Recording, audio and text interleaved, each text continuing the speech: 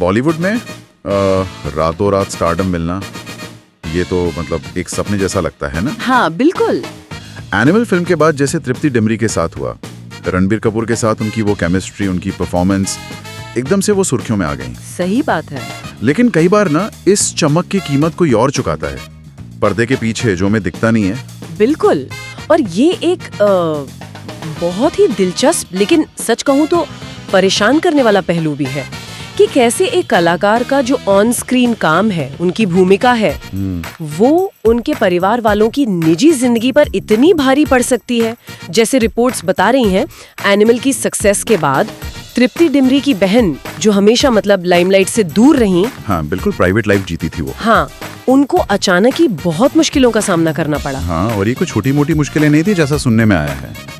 कहते हैं कि तृप्ति के कुछ सीन्स को लेकर जो मीम्स बने, जो बातें शुरू हुई, हाँ, उस तो सीधा निशाना उनकी बहन बनने लगी। मतलब ये तो हद ही है कि अगर किरदार पर सवाल है भी तो आप परिवार को क्यों घसीट रहे। सही कहा, बिल्कुल गलत है ये। और ये सिर्फ ऑनलाइन कमेंट्स तक नहीं रहा, ये सीधे तौर पर उनकी बहन के सोशल मीडिया अकाउंट्स पर एक तरह का हमला था, जिसे हम ट्रोलिंग कहते हैं। हाँ, ट्रोलिंग मतलब जानबूझकर भद्दी बातें कहना, परेशान करना। रिपोर्ट्स के मुताबिक तो उनके इंस्टाग्राम पर हजारों गंदे कमेंट्स और मैसेज आने लगे। अरे बाप रे, किस तरह के कमेंट्स थे? अंदाजा लगाना भी मुश्किल है यार। कमेंट्स बहुत ही पर्सनल और मतलब अपमानजनक थे। जैसे लोग लिख रहे थे, तुम्हारी बहन ने ऐसे सीन कैसे कर लिए, या फिर परिवार की इज्जत चली गई, इस टाइप की बातें। और जाहिर है इसका उनकी बहन पर बहुत गहरा मानसिक असर पड़ा। उन्होंने खुद एक इंटरव्यू में ये बताया भी था कि वो रातों को सो नहीं पाती थी। अच्छा। हाँ, फोन पर वो मैसेज पढ़ कर रोती रहती थी। उन्होंने कहा भी, मैं भयानक मानसिक तनाव में थी, मतलब समझ ही नहीं आ रहा था कि क्या करूं, सोशल मीडिया डिलीट कर दूं या इन लोगों को जवाब दूं। ये दिखाता है कि कैसे ये ऑनलाइन नफरत जो है वो असल जिंदगी में किसी की मानसिक शांति पूरी तरह छीन सकती है। ये वाकई डरावना है। मतलब सोचिए, एक तरफ तृप्ति हैं, उन्हें अपने काम के लिए तारीफें मिल रही हैं, करियर ऊपर जा रहा है, और दूसरी तरफ उनकी अपनी बहन इस भयानक सिचुएशन से गुजर रही हैं। हाँ, और ये सिर्फ ऑनलाइन दुनिया तक ही सीमित नहीं रहा है ना। सुनने में तो ये भी आया कि हाँ बिल्कुल, रिपोर्ट्स यही कहती हैं कि आस पड़ोस में जानने वालों के बीच भी कानाफूसी शुरू हो गई थी, लोग बातें बनाने लगे थे। अच्छा। ये दिखाता है कि स्क्रीन पर निभाया गया एक किरदार, उसको लोग कैसे कलाकार या उसके परिवार की असल जिंदगी से जोड़ने लगते हैं।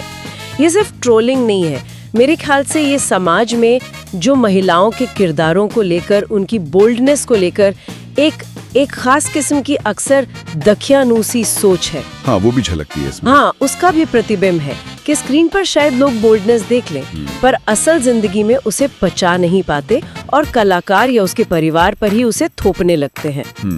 इस सब के बीच में एक सवाल ये भी उठता है कि तृप्ति डिमरी का इस पर क्या रिएक्शन रहा? क्या उन्होंने अपनी बहन के सपोर्ट में कुछ कहा? देखो, रिपोर्ट्स तो यही बताती हैं कि तृप्ति ने इस मुद्दे पर पब्लिकली कोई बयान नहीं दिया है।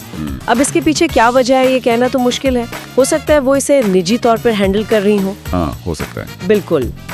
या शायद अपने करियर पर फोकस रखना चाहती हूँ, डिस्ट्रैक्शन ना चाहती हूँ। लेकिन हाँ, उनकी इस चुप्पी पर भी सवाल उठे हैं कि क्या उन्हें अपनी बहन के लिए एक स्टैंड लेना चाहिए था।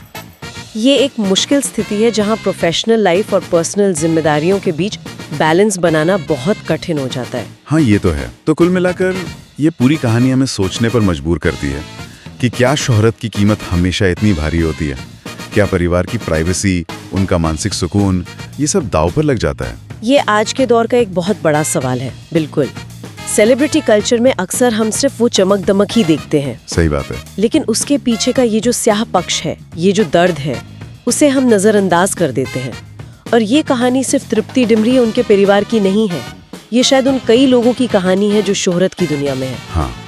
और जिनके परिवार वालों को बिना उनकी मर्जी के, बिना उनका कोई कसूर हुए पब्लिक स्क्रूटनी और आलोचना का शिकार होना पड़ता है। जो खुद पब्लिक लाइफ में नहीं है, वो अचानक लोगों की नजरों में आ जाते हैं, आलोचना का केंद्र बन जाते हैं। तो उस पब्लिक फिगर की उनके प्रति क्या जिम्मेदारी बनती है? ये एक अहम सवाल है। क्या उन्हें बचाने के लिए, उनके समर्थन में बोलने के लिए कोई अलिखित नैतिक नियम होना चाहिए, कोई एथिकल गाइडलाइन? ये सवाल शायद आने वाले समय में और भी ज्यादा महत्वपूर्ण हो जाएगा जैसे जैसे सोशल मीडिया का असर बढ़ रहा है। सही कहा। इस पर सोचना जरूरी है।